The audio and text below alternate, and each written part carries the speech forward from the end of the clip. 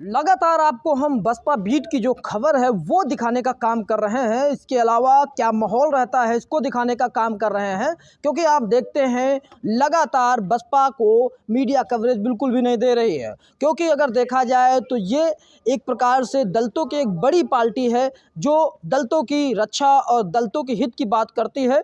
फिलहाल इसको जब मीडिया से दूर रखने लगा, कवरेज नहीं दे रहा था, इसी को हम कवरेज विशेष देने के लिए पहुंच चुके हैं आगरा के फतेहपुर सीकरी में। और यहां पर हम राजनीति समझने की कोशिश करते हैं और जानते हैं कि यहां का माहौल क्या है और बसपा की जो प्रत्याशी हैं जो लगातार जनसभाएं कर रहे हैं उनमें कितना ज़्यादा बदलाव देखने को मिल रहा है और जनता कैसे जो है प्रत्याशियों को प्यार दे रही है। सबसे पहले आपको हम यहाँ पे दिखाते हैं कि ये विजुअल देखिए, इसमें युवा हैं, बुजुर्ग हैं, स्टूडेंट हैं, इसके अलावा बहुत से इसमें युवा नेता भी हैं, हम उनसे भी बातचीत करेंगे। तो ये पूरा माहौल आपको हम बता दें कि ये फतेहपुर सीकरी विधानसभा का है जो आगरा जनपद के एक विधानसभा मानी जाती है और है भी।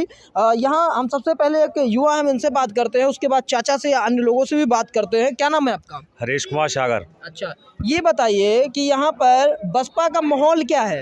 बसपा का माहौल बसपा का माहौल तो यहाँ जनता बता रही है और उत्तर प्रदेश के मुख्यमंत्री, उप मुख्यमंत्री और राष्ट्रीय लेवल के बीजेपी के नेता आए यहाँ देख गए कि बसपा का क्या माहौल है यहाँ। ये बात है। हाँ, सब लोग आ गए। अगर बसपा का माहौल नहीं होता तो बीजेपी के नीचे से लेकर ऊपर तक के सामने सोच नहीं खुल जाते। सब लोग फतेहपुर सीकरी में डेरा डाले हुए डले हैं। सबने केशव प्रसाद मौर्य जी हैं, मुख्यमंत्री जी आए अपने उत्तर प्रदेश के, उनको तो अरे डर है कि उनकी तो छक्के छूट गए। बहुजन समाज पार्टी के प्रत्याशी इतने मजबूत हैं यहाँ। 80,000 वोट तो हमारा दलितों का है, अच्छा। जाटव समाज का, प्लस 42,000 वोट हमारे साथ में गए थे लोधी समाज का है सबसे ज़्यादा मजबूत। और हमारे समाज हमारे साथ है, खुशवा समाज हमारे साथ है, शरफ समाज हमारे साथ है, मुस्लिम समाज का भी बढ़ चढ़ करके हमारे साथ वोट है। अच्छा जी, बहन जी ने कहा है कि मुस्लिम समुदाय जो है वो किसी की जागीर नहीं है, अभी आगरा में ही बोला है। जी, मुस्लिम समुदाय जो है बसपा की तरफ जा रहा है जी। तो क्या ये आगरा में ही जा रहा है, पूरे उत्तर प्रदेश? पूरे उत्तर प्रदेश में जा रहा है। हाँ। पूरे उत्तर प्रदेश में जा रहा है, आगरा में जा रहा है, बढ़ चढ़ के हिस्सा ले रहा है पूरे उत्तर प्रदेश में। अखिलेश यादव कह रहे हैं कि मुस्लिम समुदाय हमारे साथ में है। वो बिल्कुल गलत कह रहे हैं। उनके साथ में होता तो लोकसभा में ये हाल नहीं होता उनका। हमारे साथ है मुस्लिम समाज। अच्छा, चलिए, यहाँ पे भाई साहब है जो दावा कर रहे हैं कि मुस्लिम समुदाय हमारे साथ में है। एक यहाँ पे जमीनी नेता हैं, हम उनसे बात करते हैं। नेता हैं जी। अच्छा, तो बसपा का यहाँ माहौल क्या, हम आपसे समझने की कोशिश कर रहे हैं। बसपा पार्टी सर्व समाज की पार्टी है। सर्व समाज में मान सम्मान है बसपा का और सर्व समाज को कार्य भी करती है। बसपा ने 2 बार सरकार रही, 1 बार सरकार स्पष्ट में रही, 4 बार सरकार रही थी। किसी जाति धर्म पे कोई काम नहीं किया, काम किया था जनता के बीच में किया था और सर्व समाज हमारा साथ दे रही है। इस समय बहुजन समाज की हुंकार है कि हम सरकार बनाएंगे। बिल्कुल 100%। बिल्कुल सरकार बनेगी हमारी। अच्छा, तो बहुत से लोग ये कह रहे हैं कि बसपा लड़ाई में नहीं है ना, वो मानसिकता है उनकी, वो गलत कह रहे हैं। वो घूमे नहीं है क्षेत्र में, जनता के बीच में जाएं, वो अपना प्रचार प्रसार करें, जब उनको पता पड़ेगा कि क्या हो रहा है। अच्छा, एक चीज़ बताइए कि ये पश्चिम लगता है ना? हाँ, पश्चिम उत्तर प्रदेश है। अच्छा, तो ये पश्चिमी उत्तर प्रदेश में बहुत से जो है हम देखे हैं बड़े बड़े नेता भारतीय जनता पार्टी के, उनको जनता खदेड़ रही है। ये तो देखो, उनकी करनी और कथनी में फ़र्क तो है। तो जनता कब तक मतलब अपना विश्वास खोवेगी? जनता के बीच में जाएंगे, झूठ बोलेंगे तो जनता तो खदेड़ेगी। उन्होंने क्या किया? केवल बसपा का जो टारगेट था, इन्होंने बोर्ड लगाए, अपना शिलान्यास किया, कार्य नहीं किया।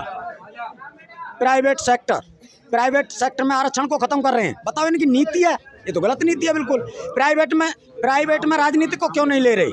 प्राइवेट में राजनीतिक ले लो, इन्हीं की पुश्तैनी हो जाएगी, लोकतंत्र खत्म। क्यों नहीं लेते?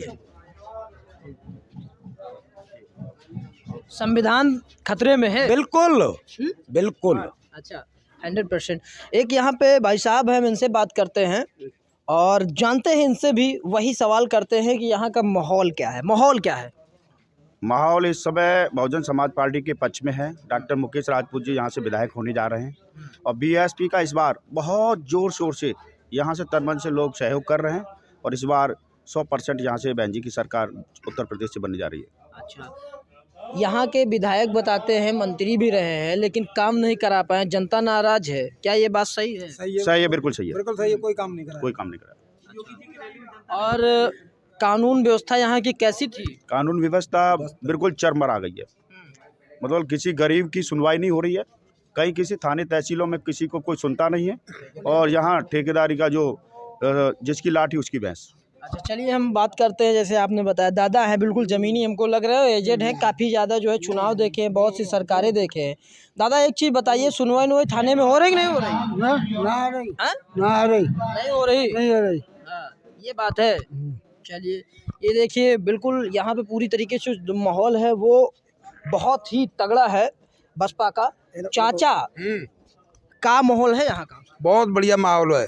बहुत बातें जीते कि 50-60 हजार जीतते। अच्छा इसको छोड़ दीजिए। हाँ और बताओ। और बढ़िया भैया, मायावती की सरकार भैया है, ऐसी कोई सरकार नहीं दी है ना। तो या मोदी की में ना पानी की व्यवस्था, ना DAP की व्यवस्था, ना यूरिया की व्यवस्था, ना हमको भाव मिले, ना कचू मिले, या कोई ऐसी बनाए कि हमारी लेवी में गेहूँ लग जाए लगते, कुछ नहीं। 6-6 दिन 8-8 दिन तक लग जाते, पर कोई नहीं। 10 दिन तक ट्रैक्टर ठाड़ी रहते, कोई सुनवाई नहीं है। अच्छा कोई सुनने को तैयार है? कोई सुनने को तैयार नहीं है। सरकार कह रहे हैं कि पहले जो है धान सड़ जाते थे, गेहूं सड़ जाते थे और तौल नहीं होती थी, अब हम तुरंत तौल करवाए दे रहे हैं। हाँ, अब वो सड़ रहे हैं।